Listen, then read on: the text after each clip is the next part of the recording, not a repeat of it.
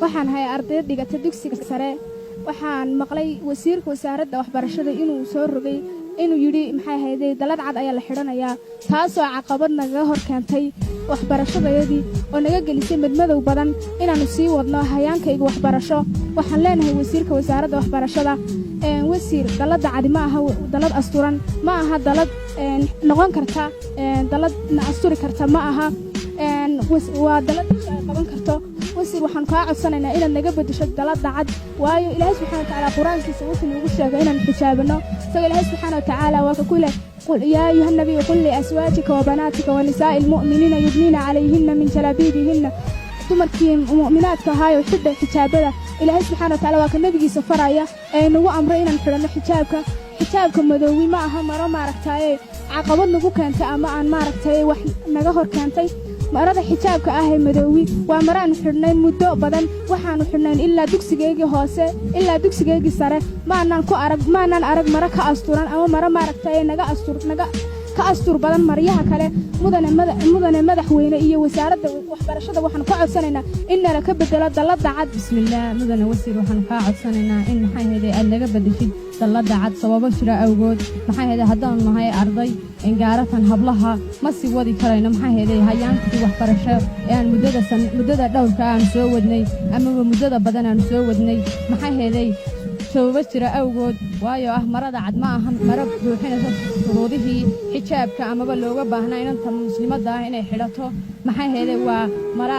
xafiif ah waa mara cad waa mara isha dadka soo jiidanaysa sababo jira awgood markaa ma sii wadi karno hayaankii waxbarasho ee aan muddada badan soo wadnay ee aan ku hamiyeynay inaanu gaadhno mowqifkeega mudane wasiir waxaan kaa codsanaynaa in maxay hayday marada cad oo inaad naga beddeshid oo maxay hayday aad naga geysid codsi aanu kuu soo gudbisanay awgood waxaan kaa codsanaynaa haddaan nahay hablaha gobolka togdheer ee dugsiyada sare inaad briefkii aad beddelka ku samaysid aad hoos nooleeysid haddii aad codsigayga anigu aanan nootixgelin inaad aayaddii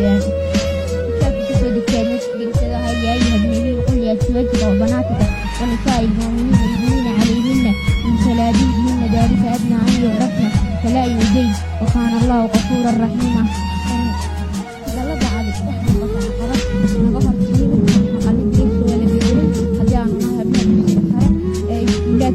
gobolka togdheer caqabadahaas oo ah inta dalada markaa inanta xirato halkaas ayaa laga arkaya marida ku weysiisay amaba maxay fiirihi inanta oo kale markaas aayadda nootixgeli haddii aad anaga codsigay nootixgeliyeydi bismillaah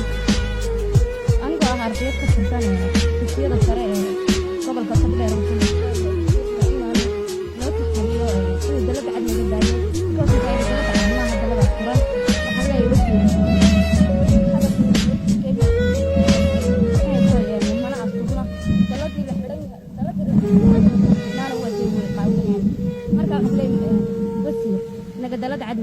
بسم الله